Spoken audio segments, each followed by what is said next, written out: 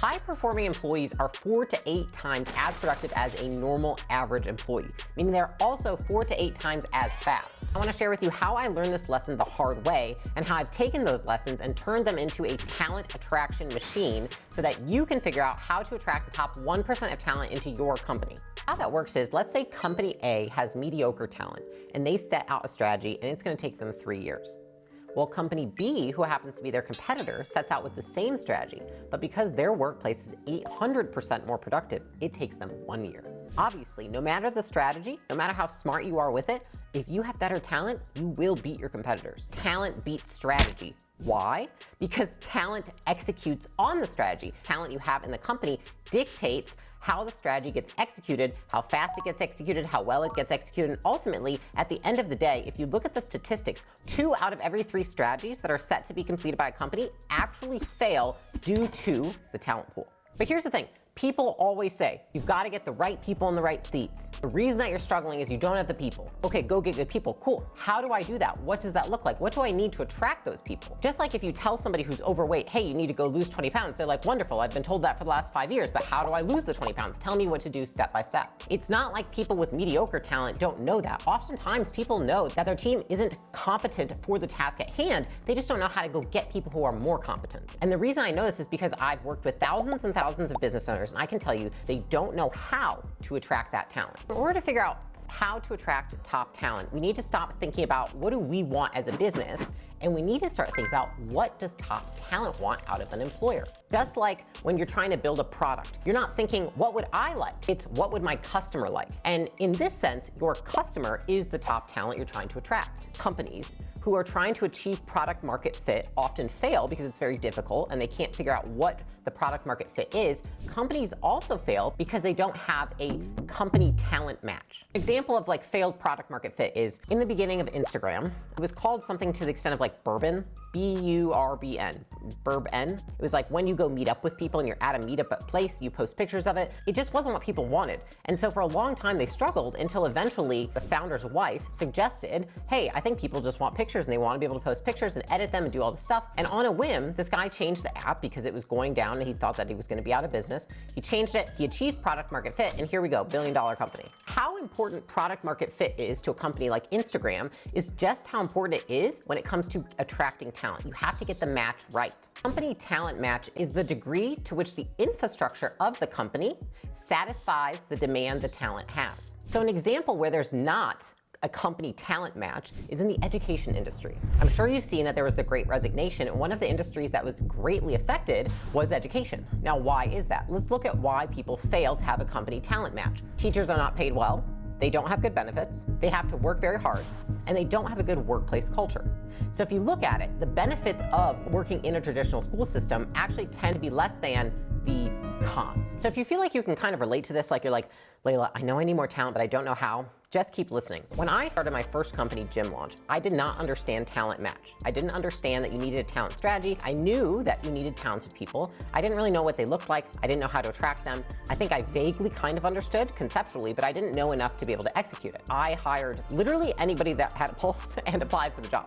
I was just so grateful that people wanted to work for us. I continued to hire that way for the first year and a half. A lot of the times companies can afford to do that because in the first year and a half, there's typically not some explosion in a company, right? 2-3 years into it that you really need to level up your talent and who you're hiring. For us, it was actually the opposite. We absolutely exploded 6 months into the new model that we had for Gym Launch. We had been essentially flying people out to gyms, and then we turned into a licensing model where we would teach people how to execute that on their own in their gym.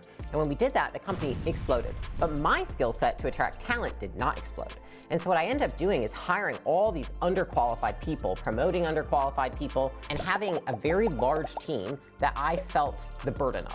The goal is that if you have a large team, that the founder feels relief enough so that they can lead the business. Neither myself nor Alex felt that way at all. It felt like it was this huge burden, like we were carrying people.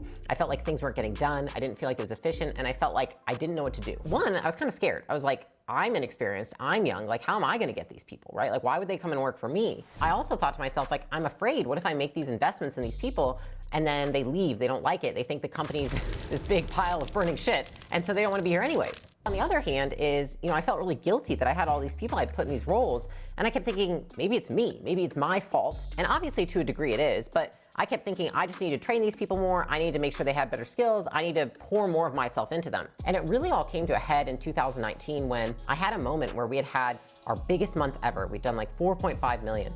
I was just so anxious and stressed and overwhelmed. I looked at Alex in a moment of just desperation. I was like, I don't want to do this anymore. It feels awful. You know, I quickly was like, listen, I don't actually want to end the business, but I need to do something about this. I remember I contacted this woman who was a coach. I was hoping that she could help me figure out how to get out of this hole like I had felt like I'd built myself into, which was essentially a company that was just full of underqualified people. And I remember I met with her and she said, well, what do you think the problem is? I feel like everyone's underqualified. You know, I feel like I've been pouring myself into it. I've gotten really good at training, skill transfer, and a lot of these things, but it's just not cutting it. It's just not going fast enough for the rate that we're growing. What if your job is not to work harder, but to get better talent to work harder on your behalf? And I was like, oh. And at first it felt weird because I was like, I so pride myself, or did, on working hard, and it was really hard for me to accept that. In that moment, I realized that working hard wasn't going to get this company to where it needed to be. I needed to get other people to work hard as well, at least work as hard as me. I've been trying so hard to bring this team along, but at the same time, like in my gut, I knew it. I'd read enough times in enough books that eventually when the company is matured to a certain point, you need to make sure that you start up-leveling the talent. You need to make sure you're getting high performers in there. So from that point on, I really dedicated myself to understanding what makes great talent. How do companies attract great talent? How do you keep great talent? How do you get it when you're new, inexperienced, and have no idea what you're doing? Over the next year and a half, I went from having a team that I felt overwhelmed by. I didn't want to be on the meetings. I didn't want to talk to people because I felt so resentful that I was doing so much work on others' behalf, to going to have a team where I was not involved in the day-to-day. I didn't have to be there all the time. I could take a vacation and things wouldn't fall apart. And it all came down to understanding a company talent match and then a talent attraction strategy. If you don't have a talent attraction strategy, what you end up doing is you end up bloating the organization, diluting the culture, decreasing the efficiency of the team, and not ultimately being able to carry out any strategy that you set for the business. So how do you attract top talent? You attract top talent with an employee value proposition. Just like you put an offer into the marketplace to get people to buy something, you put an offer into the talent marketplace to get people to come and work for you. So just like you put together an offer stack in terms of what somebody's going to get if they sign up with your company, if they buy your product, etc., you put together an employee value stack that shows them everything they're going to get while joining your organization. And so what an employee value proposition should do is it should answer the question, why should I work here and not somewhere else? There are 5 pieces to an employee value proposition. I want you to follow along and understand these 5 pieces so I can explain to you how to put these into action. The first piece should be fairly common, which is compensation. But compensation doesn't come down to just salary and what you're paying a person. Compensation comes down to a few things. There's salary. There's how do you raise and promote people within the organization. There's fairness in terms of evaluating people for raises and promotions. There's pay transparency, which is, are you being transparent with the people in the organization about how and when they're paid? All that together is compensation. The second piece that follows compensation is benefits.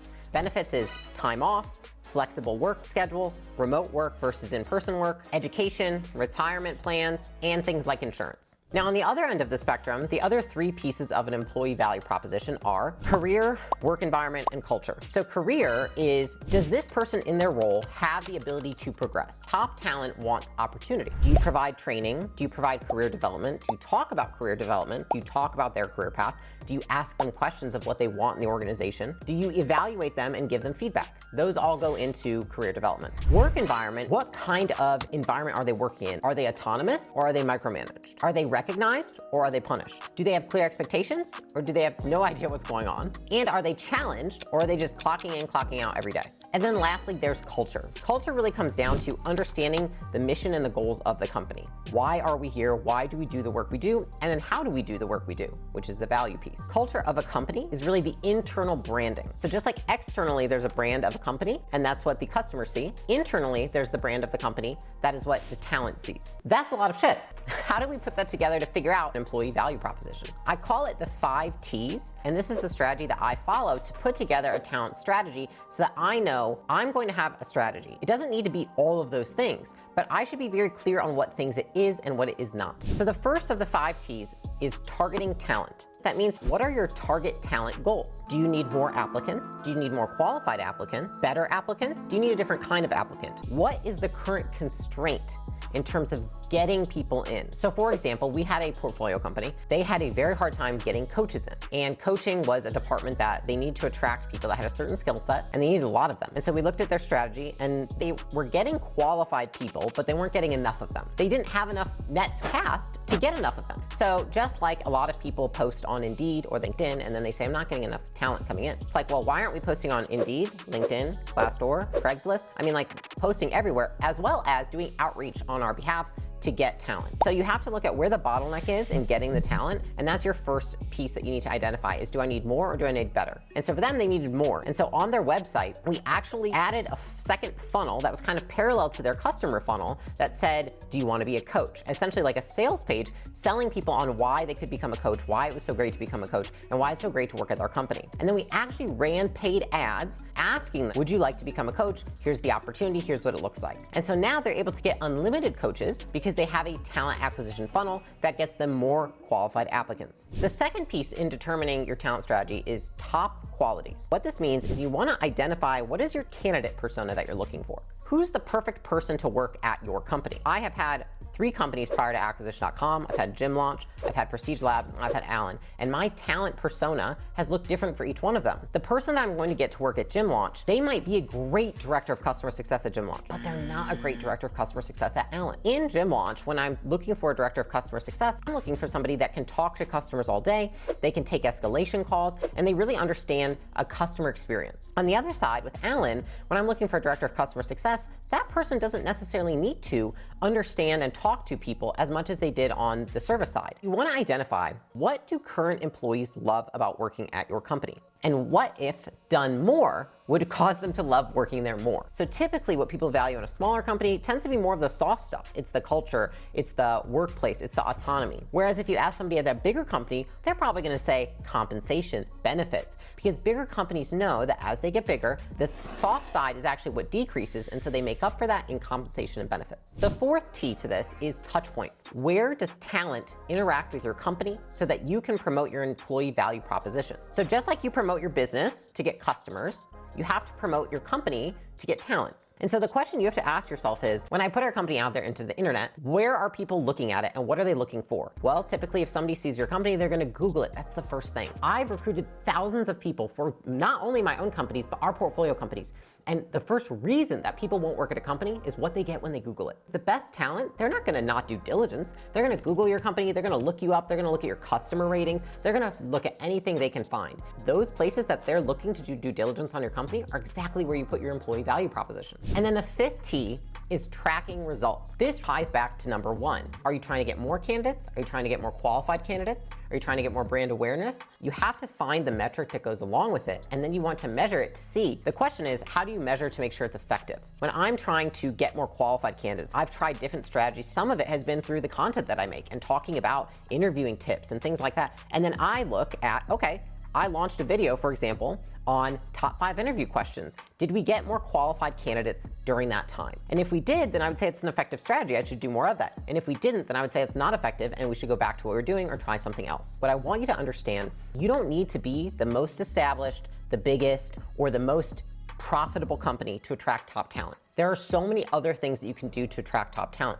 I tell you this as somebody who has been there. No matter how small you are, no matter how inexperienced you are, no matter where your company is at, you can have a competitive talent match strategy.